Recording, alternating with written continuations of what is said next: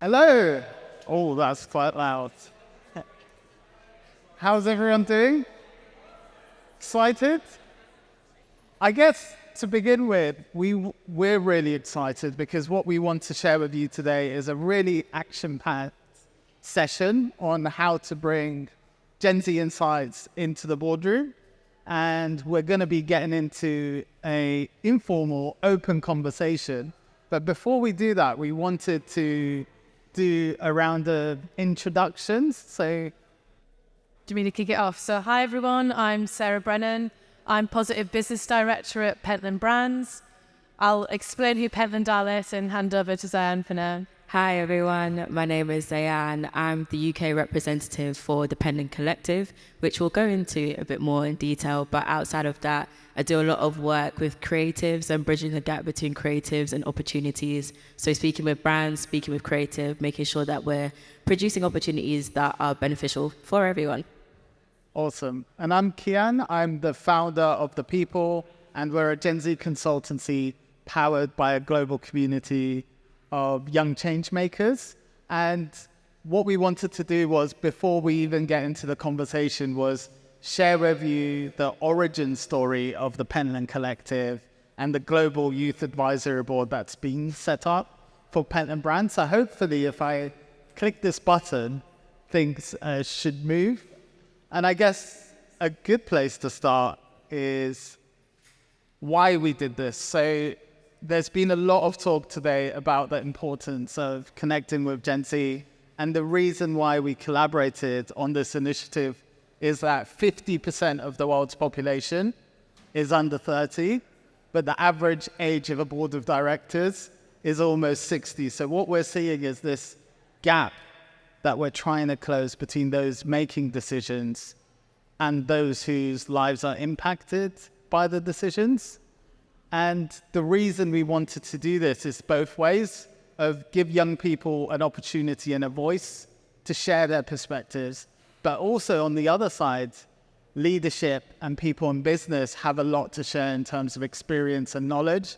So we wanted to create a forum for exchange.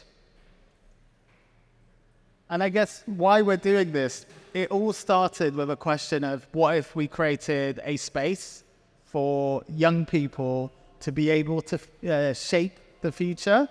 And I think sometimes that's quite important, that experimental part of collaborating. And I guess for a quick round of introductions, Zayanne, would you like to give a intro into the Pentland? Yeah, so what is the Pentland Collective rather? So at least for me, the way I define it is a group of young people across the world. It's a global initiative, and they're really passionate about change within the workforce. So we look at how to bridge the gap between Gen Z and the workplace. And we do that by kind of looking at the business and social initiatives within the companies and seeing how they can best cater to Gen Z. Awesome.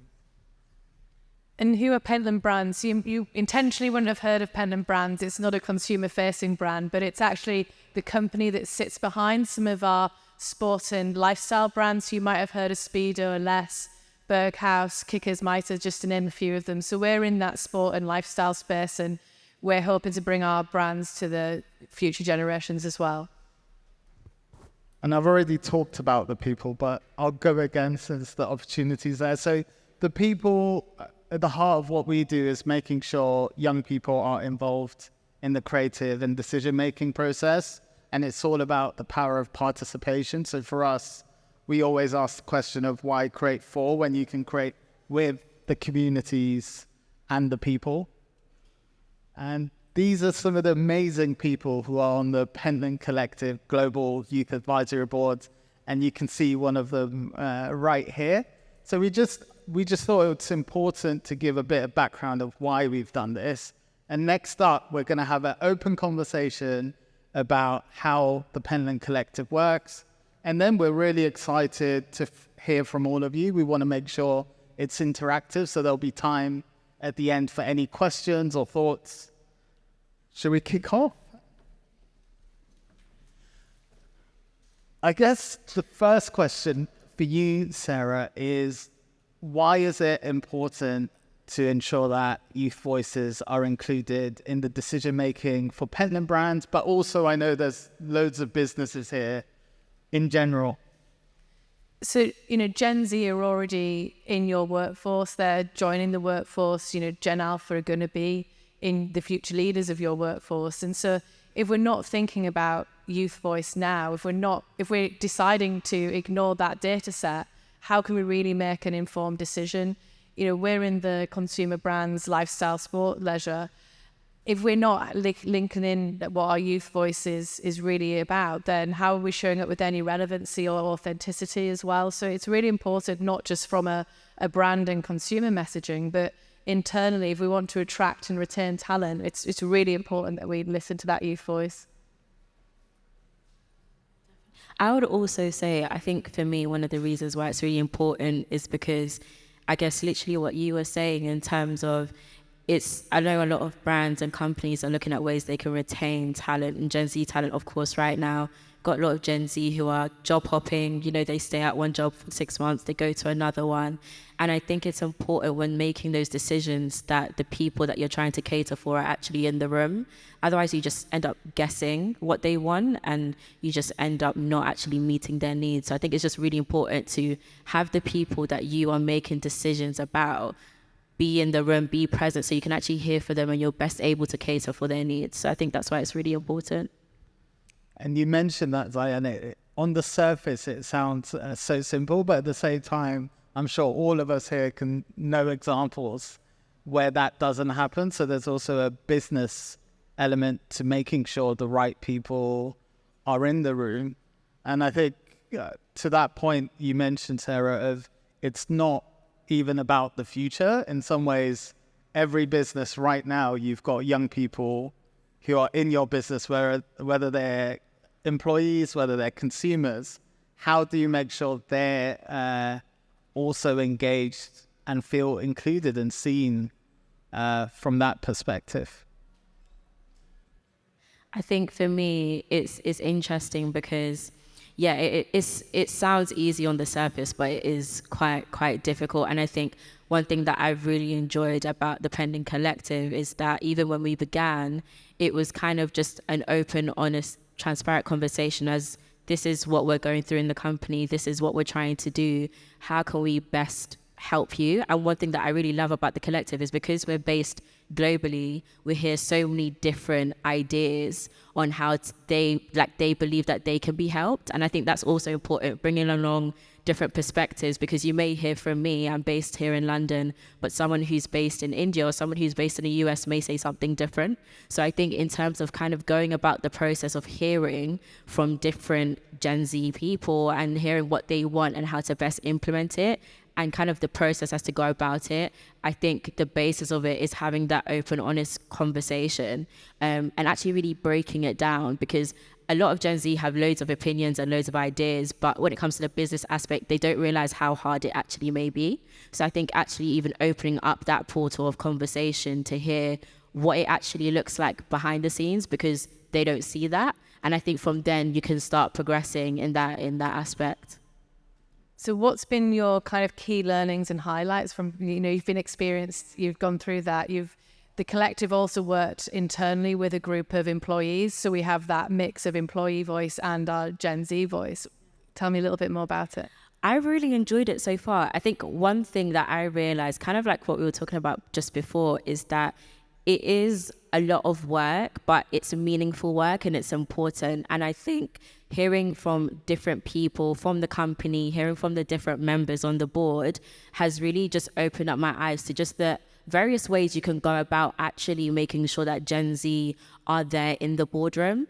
And I think just the variety of experiences that are there when we're speaking, the different ideas that have kept coming up has really pushed me as well, because I may come in with an idea and think, oh yeah, this is a great idea. And then you hear different perspectives from different walks of life and you realize, you know what, that's actually a really good idea. So I think it's really given me a more worldwide perspective on the way we can go about really tackling this issue of trying to retain Gen Z, because we just love going everywhere and anywhere.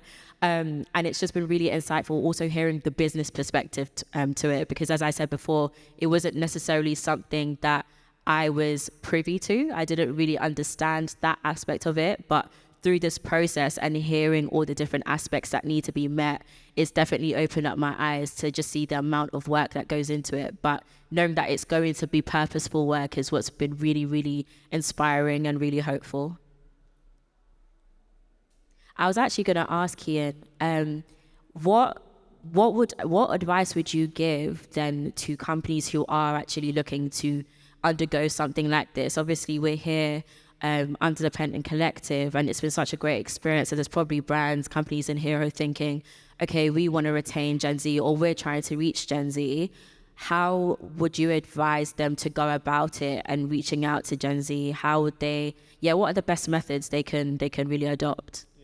I think I'm interested in hearing your perspective as a youth advisory board member, and then yours, Sarah, for business. For us, I think the most important piece of advice is almost be comfortable with the uncertainty of it's a new operating model. Historically, every decisions have been made centrally, hierarchical. And what we're saying is, what if you participated, as you mentioned, with the communities you're looking to reach? And that requires a different mindset. So it's not even a skill set. It's just the mindset of being open to saying, we don't have all the answers. We're going to go out there and find out. And then I guess on a more practical level, if companies want to start a youth advisory board, and something we've talked about before is it's a journey. So you don't have to run the marathon on the first day. Like when we started working together, it began with workshops, we did community work, mentoring, and now it's a youth advisory board. So just get started on the journey, even if it's small. I think that's really important. And then the only other thing I would say is work with partners. There was a talk earlier with the Unstereotype Alliance, and they talked about this, making sure your partners are reflective of your communities, because if you're trying to do something new but you're working with the same old suppliers, that's not going to get you to new destinations. So I would also mention that, but I'm interested in both your perspectives on it. I think it can be daunting to know how to start. You hear we've got a youth advisory board. Well, that sounds like it'd be hard to get that going in my company potentially, but I think everybody could go and speak to Gen Z, young people in their business. That's not hard. Invite them to a meeting, invite them to a board meeting. I think you'd be surprised at the reception you'd get from that. And I think that's a very simple, tangible takeaway that everyone in this room could go ahead and do. So that's my challenge to you all. Yeah, I would also add that I think from the perspective of a Gen Z, I think for me, when I initially saw the opportunity, I was just really excited because I hadn't come across an opportunity like it. So I think I speak for quite a few Gen Z people when it's like a lot of the time they just want to see the opportunity to get involved. I think there's sometimes a perception of like they don't want to do anything, or they're quite reserved, they don't really care. But I think it's looking for the right opportunity to actually provoke positive change. And I think I love what you said, Kian, about the fact that just being honest and saying, we don't have all the answers, but we're willing to try. I think the trying is the most important thing, because that little effort would then, when you start building on it, it starts to become something. And like we're saying, it's become something that's been able to really positively impact the work that we're doing. So I think it's really a conscious effort. It really starts with a conscious effort. A lot of the times you could say, let's get a group of 18 to 24-year-olds together and hear what they have to say. But that wouldn't really be fruitful if you don't have the conscious effort behind it to make sure that something does change. So I think it really does start with that conscious effort and that commitment, like you said, in the mindset, to make sure that this isn't just, a 6-month project, but Gen Z are going to be the people who are running the companies in a couple of years. Gen Alpha are going to also be the people that are running the companies in a couple of years. So just making sure that there is a conscious, consistent effort all around is something that I'd say is probably really important. And I think that point of how do you make sure, which was part of the conversation, it continues. It's not a one-off project and campaign. And it's one of the things that's unique about the Pentland Collective. It's, as you said, embedded into the business. And there's also members of the employee groups which are involved. We want to open it up to questions. We want to make sure it's interactive. I've got one last quick question that wasn't part of the plan, but I guess for both of you, twofold, actually both. What have you learned from the experience, and what piece of advice would you give to others who want to get started, as you mentioned, but not sure how? I think from a business perspective, I was surprised that our employees who were involved in this, which were global, 4 generations, from director down to an executive level, so they wanted the same things as our Gen Z collective. So that was a shock to me. But actually, it was quite interesting to see that some of these things that we can do and some of the feedback was really tangible, really easy to go after, and things that we can implement this year. So I think that was my key learning, was we all want the same thing. And I think even adding on to that, that's something else that I would say I've learned as well, is that I didn't realize just how much synergy there was between the company and Gen Z. I think sometimes it feels like there's a bit of a barricade, maybe because, there's years of experience and it's like, we're just Gen Z. But I think having that open conversation just made me realize just how many similarities we do have.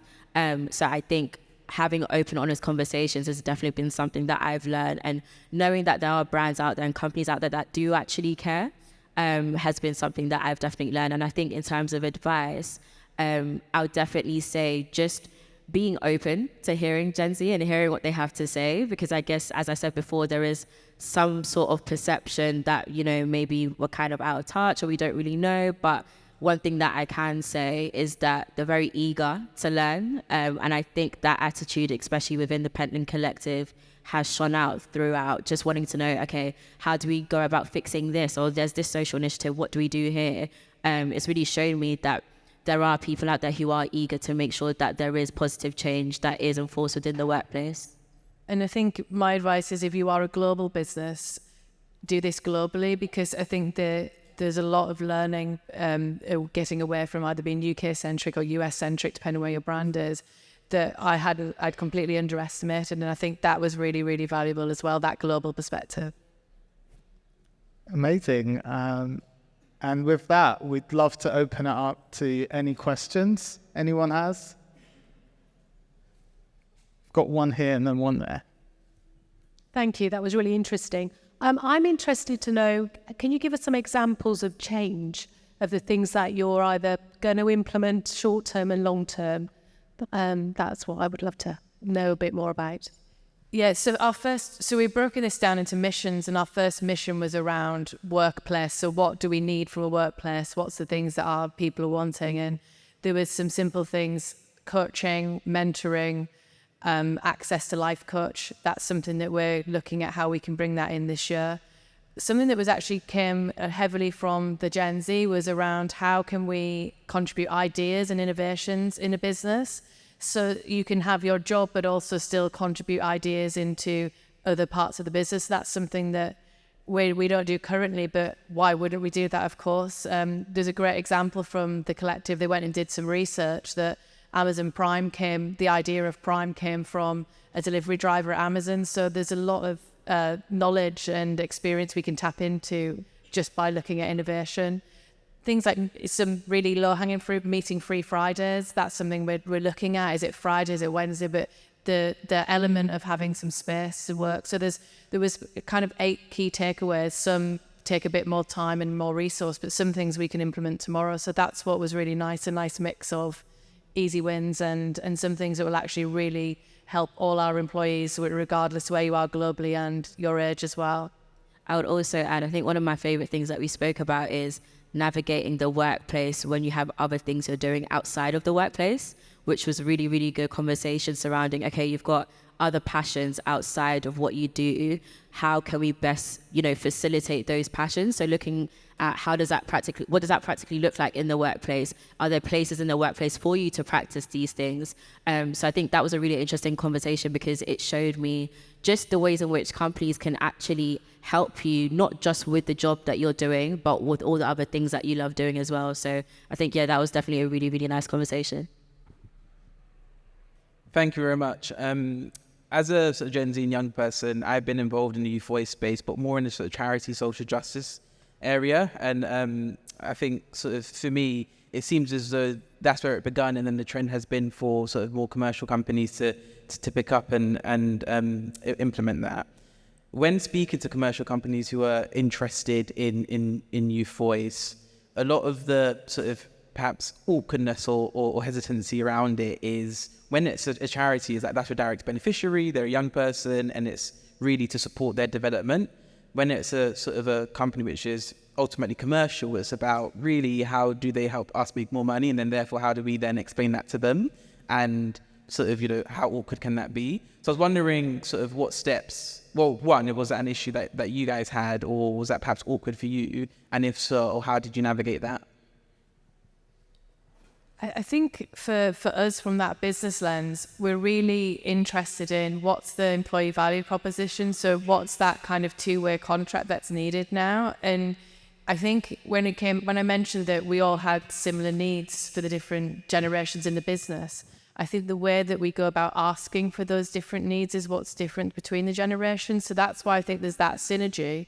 But I think if we're not having a really authentic two-way contract with our employees, then they're going to go elsewhere. They're not going to want to work for us. They're going to burn out. We're not going to, we won't be in business essentially, because this is the future of our business, is the future of our workforce. And so I think it's gone beyond, what can we get from an employee to how do we make sure that they can thrive and not just survive in a workplace. So I think it's really that's the future of our EVP, is making sure that people want to work there, and that workplace and how we show up is a two-way contract.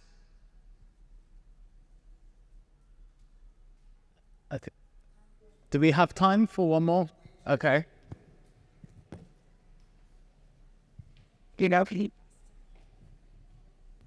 Thank you. Testing. Just want to say love the conversation. I'm already trying to sort this kind of stuff out in my own company. Get the youth more involved, see what their opinions are.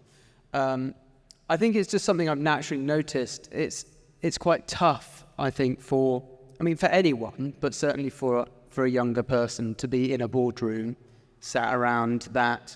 There's a level of intimidation, even when I think it's a very open conversation, which I really approve of. I think that's a great way of looking at it. But are there other ways, best in practice ways of bringing them in a less formal, official sense, where they can become part of the conversation that's not as intense as the boardroom situation that you guys have used? I can maybe give an example on the journey that we've been on with the people. So the people came and spoke to our board separately before we had the collective. So that was a way of bringing the people organisation into our board to, make sure that they're thinking about it.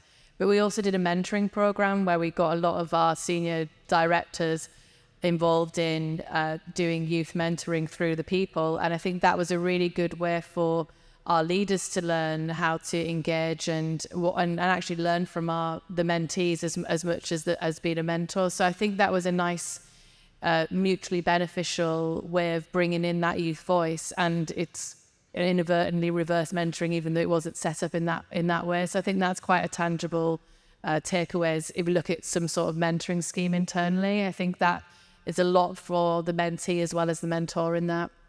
Probably less intimidating as well because it's more one-on-one, but we had a great framework to get that going as well and introduce it in a way that wasn't hopefully intimidating. Yeah, and I think that's important. Back to your question as well, I think you need both. Like to your point, Sarah, you need, and I could imagine that's a challenge for most organizations, you need the leadership to buy in to the journey. And I think we've been very blessed that Sarah and the team, Sam is also here, and the rest of the leadership team have bought into that journey. And part of that is being exposed to the experiences of young people. And then the other part, and Zayanne, you might feel differently, but I think it's been a mix of informal in terms of like the Pentland Collective, they get to meet. It's not an actual boardroom, if that helps, but there's also structure that it works in the same format as a board of directors. And that's been done intentionally to make sure there's structure around the creativity and the insights.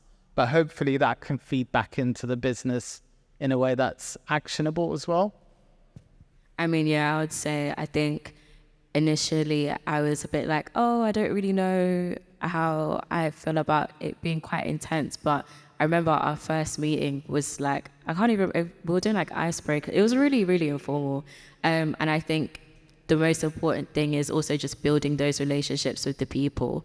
Because I think a lot of the times when you're trying to involve Gen Z, whether it be like, I don't know, you want them to do a survey or stuff like that, it may come across as a bit transactional, like we need all this data and then we can just leave. But I guess because this is very much permanent work, building the relationships with everybody, not even just with the leadership, but also with the other Pentland members as well, has definitely been really helpful, and just opening that line of communication as well has been really nice. Brilliant. Thank you very much. Thank you for your time. I think for us, we want to make sure every business has a youth advisory board. So if you have any questions, feel free to grab any of us and have a chat. Thank you all. Thank you.